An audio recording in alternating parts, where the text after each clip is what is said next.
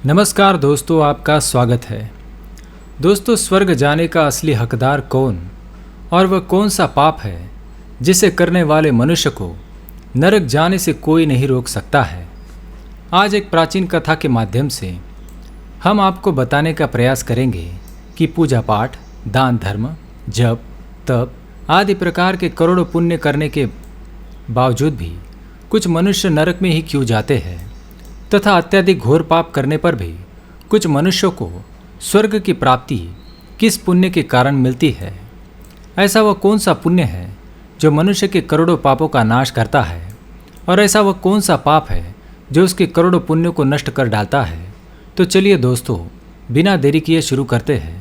अगर आप इस चैनल पर नए हैं तो इसे सब्सक्राइब जरूर करें, साथ ही वीडियो को लाइक करें और कमेंट में जय श्री कृष्ण अवश्य लिखें।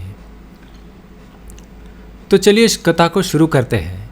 दोस्तों, एक समय की बात है, देवर्षि नारद वैकुंठ लोक में जाते हैं और भगवान विष्णु से पूछते हैं, हे प्रभु, कुछ मनुष्य पाप करने पर भी स्वर्ग में क्यों जाते हैं और कुछ मनुष्य पुण्य करने के बावजूद भी उन्हें नरक में क्यों जाना पड़ता है।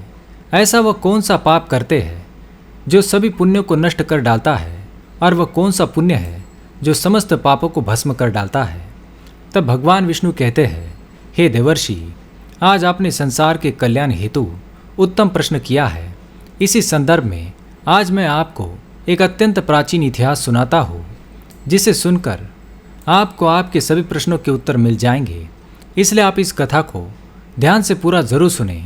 जो भी मनुष्य इस कथा का श्रवण करता है उसके समस्त पापों का नाश होता है। देवर्षि कहते हैं, हे प्रभु, आपके मुख से इस कथा को सुनना मेरा सौभाग्य है। मैं इस कथा को ध्यान से पूरा अवश्य सुनूंगा और इसका प्रचार करूंगा। भगवान विष्णु कहते हैं, हे देवर्षि, पूर्व काल की बात है, मध्य देश के एक नगर में एक ही समय पर 5 मनुष्यों की मृत्यु हो जाती है और वे सभी मृत्यु के पश्चात यमलोक में पहुंच जाते हैं। यमलोक में पहुंचने पर वहां का दृश्य देखकर वे सभी भयभीत हो जाते हैं। उनका अंग अंग कांपने लगता है। यमलोक में विशालकाय आकार वाले यमराज स्वर्ण से बने सिंहासन पर विराजमान होते हैं। उनके पास चित्रगुप्त बैठे होते हैं, जिनके पास सभी प्राणियों का लेखा जोखा रखा हुआ होता है। यम के दूत प्राणियों को आगे धकेल रहे होते हैं। कुछ मनुष्य जोर जोर से विलाप कर रहे होते हैं तो कुछ मनुष्य अत्यंत प्रसन्न होकर चल रहे होते हैं। स्वर्ग के द्वार से सुंदर प्रकाश दिखाई पड़ रहा होता है तो वही नरक के द्वार से धधकती हुई ज्वालाएं दिखाई पड़ रही होती है। इस भयानक दृश्य को देखकर वे पांचों एक दूसरे से बात करने लगते हैं और अपने अपने पाप के विषय में चर्चा कर रहे होते हैं।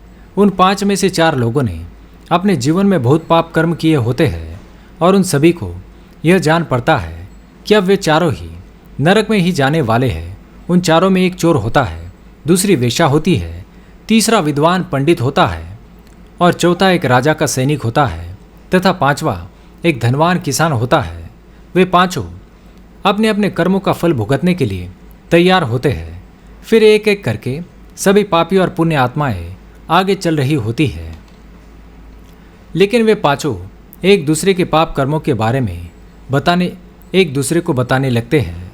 सबसे पहले चोर कहता है, हे भाई, मैं तो पक्का ही नरक में जाऊंगा, क्योंकि मैंने बहुत बार चोरी की है, दूसरों का धन लूटा है, दूसरों को तकलीफ दी है, लेकिन ऐसा मैंने मजबूरी में किया था। चोरी करके मैं अपने परिवार का पेट पालता था, क्योंकि मुझे कोई काम नहीं देता था।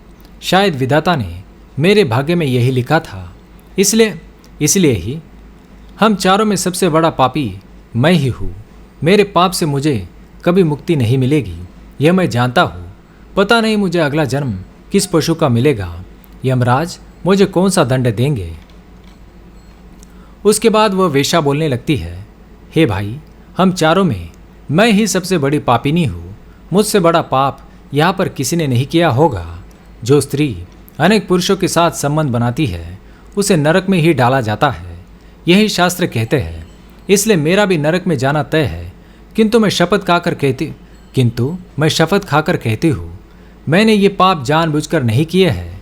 जब मैं छोटी उम्र की थी तभी एक दुष्ट व्यक्ति मुझे उठाकर ले गया और ज़बरदस्ती मुझे वेश्या बना दिया। मैंने ना चाहते हुए भी कई पुरुषों से संबंध बनाए हैं। मेरे पास जीवित रहने के लिए यही एक उपाय बचा था। मैं करती भी तो क्या करती। मेरे पास इतनी शक्ति नहीं थी कि मैं उस दुष्ट पुरुष से लड़ सकूं। पता नहीं किस पाप के कारण मुझे इस जन्म में वेश्या बनना पड़ा, और न जाने आगे मुझे किस पशु के रूप में जन्म लेना पड़ेगा। मेरे पाप से यह जान पड़ता है कि मैं भी पक्का नरक में ही जाऊंगी। उसके बाद वह राजा का सैनिक बोलने लगता है, भाई, हम चारों में सबसे बड़ा महापापी तो मैं ही हूँ। मैंने बहुत बड़े पाप किए हैं। मैं राजा का सिपाही था, इसलिए मैं लोगों पर जोर ज़बरदस्ती करता था। मैंने कितनों के प्राण लिए हैं, ना जाने कितने मासूम लोगों को सताया है, ना जाने कितने निर्दोष लोगों को मेरे हाथ से दंड मिला है। यमराज मुझे कभी क्षमा नहीं करेंगे और मैं निश्चित ही नरक में ही जाऊंगा। लेकिन मैंने ये सभी पाप जानबूझकर नहीं किए हैं। अपने प्राणों के भय से और परिवार के पालन पोषण के लिए मुझे ये पाप करने पड़े हैं।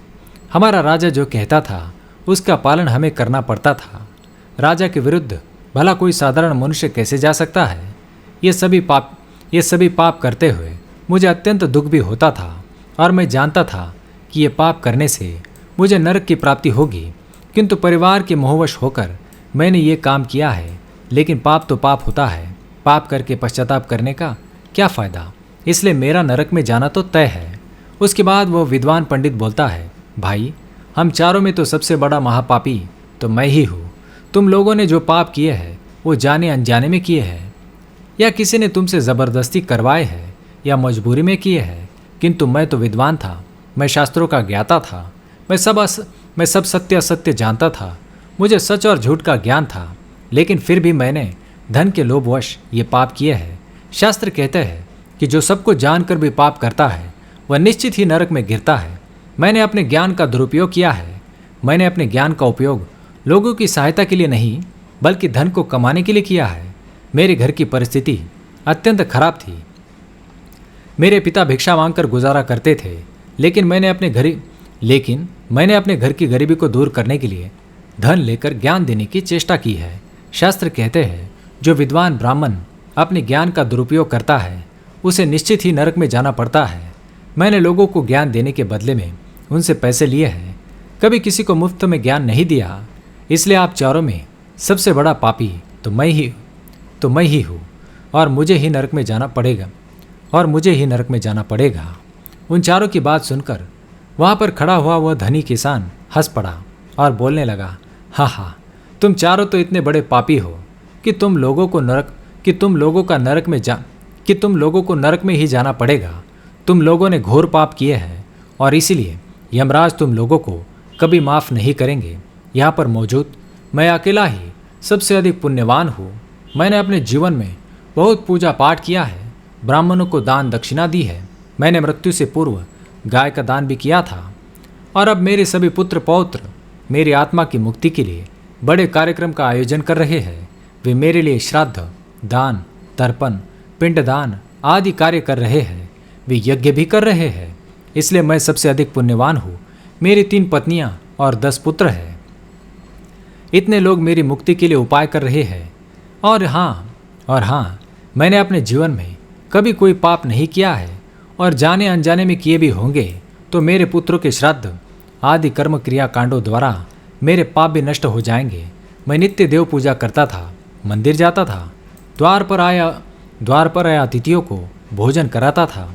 इसलिए मुझे पूरा विश्वास है कि यमराज मुझे नरक में नहीं डालेंगे और मुझे मोक्ष की प्राप्ति निश्चित ही होगी।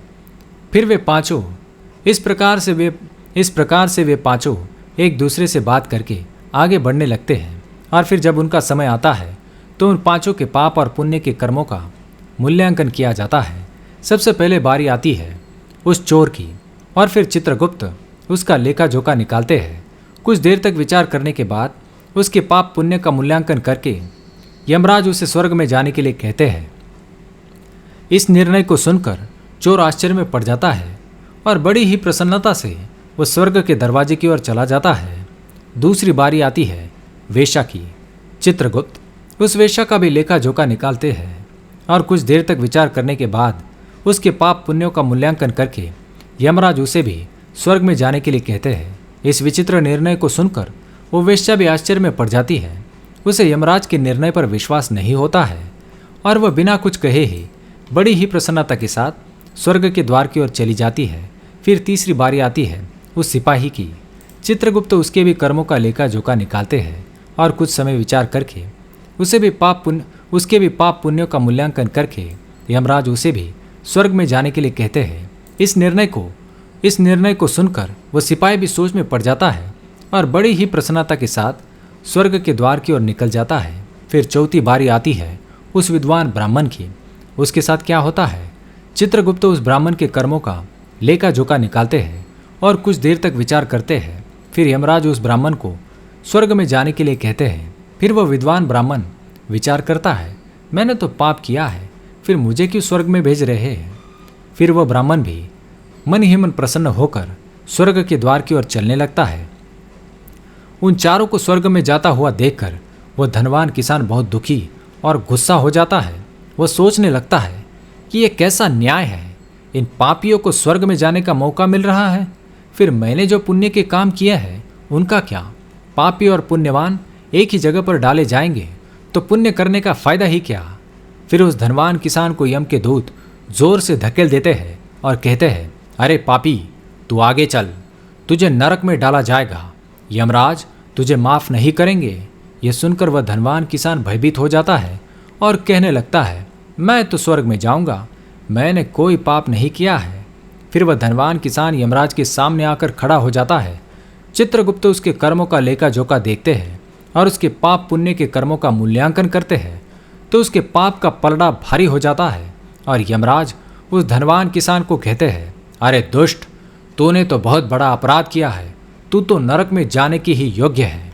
इतना सुनते ही वह किसान थर थर कांपने लगता है और यमराज से कहता है, हे धर्मराज, यह अन्याय है, मैंने तो जीवन में कोई पाप नहीं किया है और पुण्य ही किए हैं, आप मुझे नरक में क्यों डाल रहे हैं? और मुझसे पहले जो 4 लोग गए थे, वो चोर, वेश्या, वो सिपाही, वो पंडित, ये सभी तो घोर पापी थे, उन्होंने बड़े बड़े पाप और अपराध किए हैं, उन्हें तो आपने स्वर्ग में डाल दिया।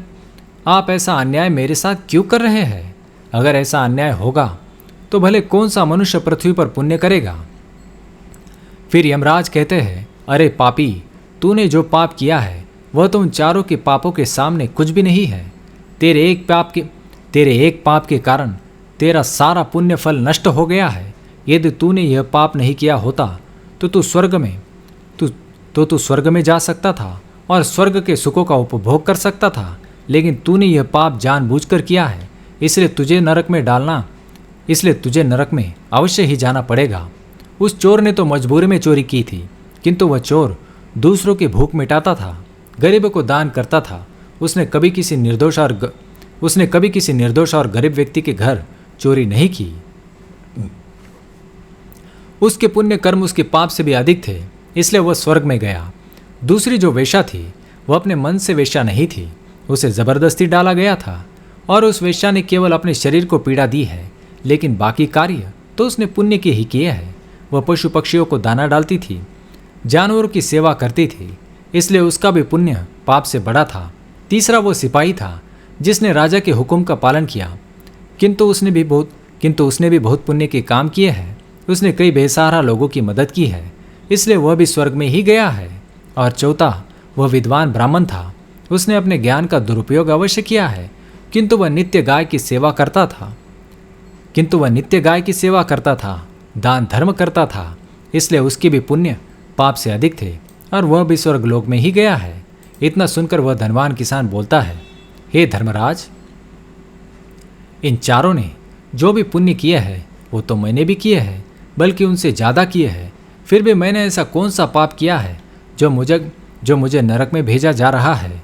यमराज कहते हैं, हे दुष्ट, याद कर, तूने उस अबला विधवा नारी पर गलत लांछन लगाया था कि उसने तेरे घर पर चोरी की है और इसके साथ ही तूने उसके ऊपर कई अन्य गलत लांछन भी लगाए थे।